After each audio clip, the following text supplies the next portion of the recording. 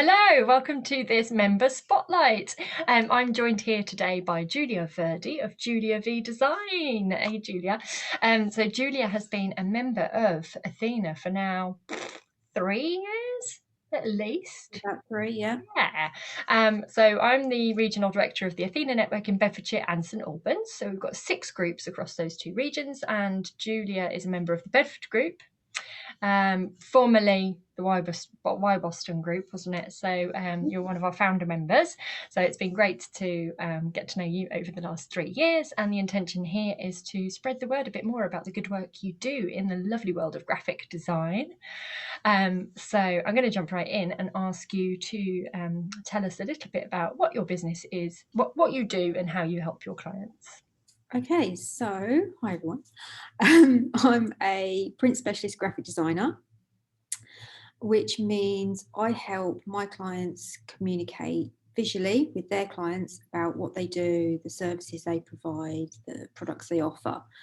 So they might be great about telling people that verbally, but putting it onto a leaflet or a banner or anything visual, not perhaps their forte. So that's what I do. I get to know the client, know their business, and hopefully communicate them as well as their business through what I do.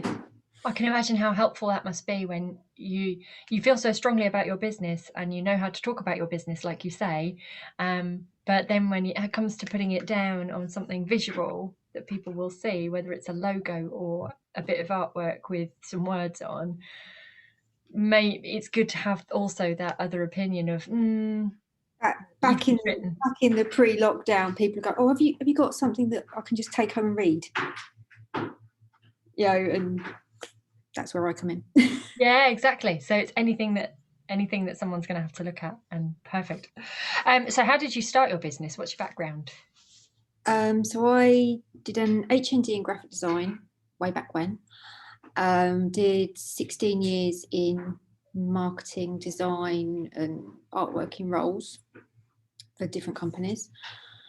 Last 2 years of that, I hated what I was doing and where I was. I've been with one firm nearly 10 years, and apart from my boss, I was still tutored as the junior.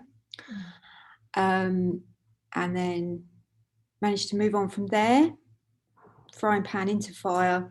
It was a toxic environment, horrific office politics. It was just an awful place to work. And probably fortunately, 8 months into that role, I got made redundant. I was already looking for another job, but they said why.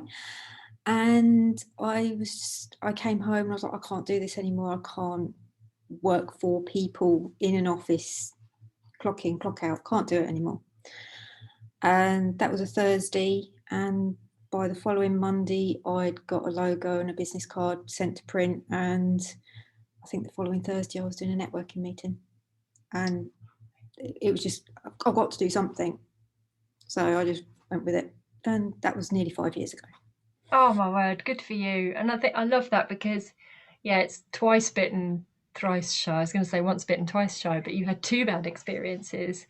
It's like never again, and that's such a frequent story, and especially women. You always have one or two co-workers that you really love and are brilliant, and you don't want to leave or whatever, but Yeah, I must say, quite often we'll is say it's the people, not the work. That it's always telling when someone says it's them, it's the people they're going to miss, not what they got from the job. And but there are a lot of people out there who become self-employed because of a situation at work or being made redundant. So well done you. And just to get up and running so quickly, I think is amazing.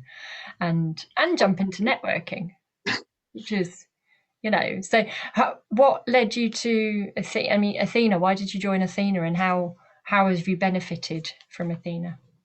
So if I started my business 5 years ago, I joined Athena 3 years ago. So in between then, I started off probably the way a lot of people do, with a lot of drop-in networking, non-committal, rock up, have your cup of coffee and say hello. They're really good, aren't they? I love those. They're great for just getting you over the terrified. I've got a picture of me at a networking meeting. I'm literally stood at the side on my phone going, I don't want to. Got over that. And then I joined a couple of the membership, female only networking groups, and they were good for a while. But like everything, people come and go, the dynamics change, and they became very much ladies who lunch kind of Oh, yeah. rather than I have a business and this is my business and I want to talk about it and I want to hear about your business and Okay. the working together environment. So I came and visited one of your groups. I don't know if it was Luke or That's that was the Why Boston launch. That's the Why Boston launch, isn't it? But I'd visited a group before. Had you? I love that, because when you describe the person, I hope you don't mind me showing you this, and that's Raina, who's in the same group and joined as well. So that is totally different to the girl on her phone at the side that you described. I love that. Yeah, I came to one of your meetings, really liked it. There was a logistics issue, I think, at the time. Couldn't make those meetings regularly. So you said, well, I'm looking at opening Bedford area. And I was like, right, put me down. And you open Why Boston. I was like, that's close enough. And off I went, and then moved to Bedford when you opened Bedford, because it's literally up the road. And it's been so it's been 3 years. You've had a baby in the meantime. So Jay has been a part of our meetings while we've been online. He's been, and actually our timing for you was, I mean, obviously the pandemic has been horrific, but you had Jay, because how old is he now? In August, and then lockdown happened the following March. So you, we've been able to. He's grown seeing us on Zoom, which is he's the honorary member of the group, isn't he? And it's nearly been, hang on, what do you mean he's walking? Oh yeah, it's been several months. Of course he's walking now. So where's that baby gone? So how have you found your membership? What do you, not just Athena necessarily, but membership networking, how have you found that that's helped you in your business? It's the support, because myself, probably like a lot of other ladies, we're just us. It's me, myself and I. And we've perhaps got partners or friends, whatever, who else support, but it's nice to have someone who's a little bit disconnected from you emotionally. Oh, that's a good point. Yeah. Who can be objective, and you can come to one of the meetings and go, what, I've had a really bad month. I've had no work, or I've had a client who's done this, or and people, I've found with the Athena one, rather than sort of go, oh, I don't really know what to say to you, I'll go and talk to this person. No problem, help. Yeah, they're like, okay, well, have you tried X, or have you tried Y, or what can I do to help? Or there's just that support element, and the idea, able to bounce ideas off each other, especially like the Facebook groups and things.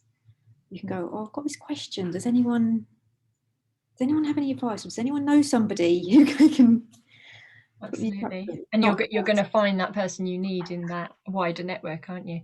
It's not just that, your 2 hours once a month that you can talk to people. They're there the whole month. And there's a whole bunch of stuff I don't see happening, because you've got the breakout rooms and all these support chats that you talk about. And I don't necessarily hear all the conversations, but it's great to see how the members are supporting each other, especially at the moment, I guess, as well.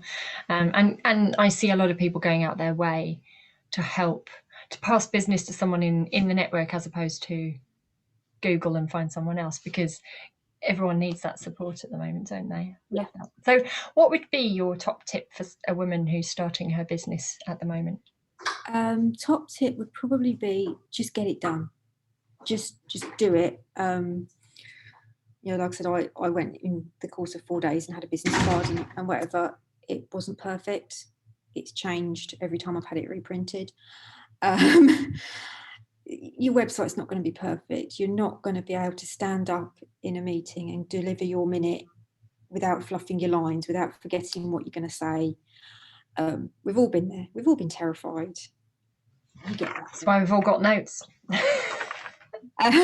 You'll get better, and it's more important to just be in front of people and go, you're going to be very vulnerable. You're going to feel very vulnerable. But if you're in the right networking group or you're around the right people, no one's going to judge you on that. And they're going to go, well, yeah, that was me 2 years ago. you'll be fine. Or, you know, get somewhere where you feel comfortable the minute you start, and you'll know that with any networking group, pretty much from the first 5 minutes in the room or on the call, you'll know whether you've got the right feel from that group. And if you've got that, then you'll be fine. Absolutely. It's like what they say about when you first meet someone, they say it's, well, I heard it's 7 seconds to make an impression, but someone then told me it's 2 or 3 seconds to get an impression of someone. And I think, especially now we're on Zoom, this, what you choose to do with the muscles in this really helps, doesn't it? If you're going to be someone who smiles at people and is welcoming, and similarly, if someone looks worried and nervous, we love to help that person. So I think if you're someone who's nervous and lacks confidence and you want to start a business, I totally agree with you. Is just get cracking. We've got so many members who've changed logos, websites, business cards, material, what they do, their business name. I think I've got one member who's changed her domain name on her email 3 times. And that's fine because it's her as the business that we love. It changes, or you might think you're going to do X and work with this kind of client, and then 6 months down the line you find you're actually working with this kind of client, and that's not necessarily relevant. So exactly, a really good tip. Thank you, Julia. That's so good. So what's next for you and the business? At the moment, we're just hanging on until the real world comes back. It's pretty obvious what I do is reliant on people being face to face, really. And I think having people got put off last year, they all thought we were going to come out of lockdown sooner, and now they're a bit too nervous to start planning properly. They want it confirmed. So once we're back to the real world, hopefully everyone will decide they want to sing and dance about their businesses. Get one of these done and get your new business cards, because you've come up with a fantastic new idea during lockdown, obviously. Tell everyone about it. So yeah, in the meantime, I'm just working on some content, hopefully to be a bit more educational. So that's going to be on my website and on my social media. Just sort of tips, working with a graphic designer. Don't ask them to do it in Word. What does DPI mean? That kind of stuff. Just so if you are looking to work with someone like me, you've got an idea of what jargon I'm spurting out. Yeah. If you don't have an idea, ask me. And some great tips as well. So at the moment, I know a lot of people are doing more direct mail stuff, which involves print. You need something designed in order to do that. So I guess it could be a good time to review that and review your print items so you're ready to go at the point that whenever that comes, it will come this year, but then you're ready to go, aren't you? And the thing to know, I guess, is that graphic designers and all businesses in services that you do are going to have a wait list at some point when they're in demand. So it's a good idea to... There's a lead time. You're not just, with any business, you're not just pressing a button and it's there. Yeah, absolutely. So if you had a call to action for anyone listening, what would that be?